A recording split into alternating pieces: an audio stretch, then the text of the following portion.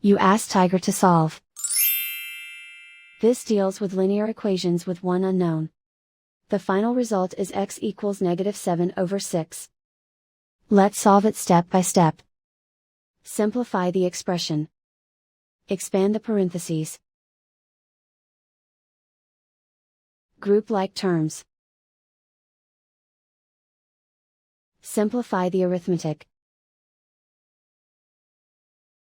Expand the parentheses. Simplify the arithmetic. Group like terms. Simplify the arithmetic. Group all x terms on the left side of the equation. Subtract 2x from both sides. Group like terms. Simplify the arithmetic. Group like terms.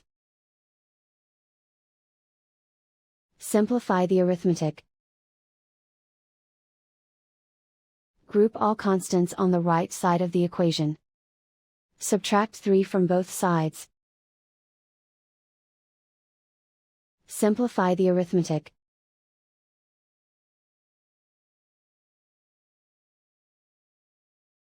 Isolate the x. Divide both sides by -6. Cancel out the negatives. Simplify the fraction. Move the negative sign from the denominator to the numerator. And so the final result is x equals -7/6.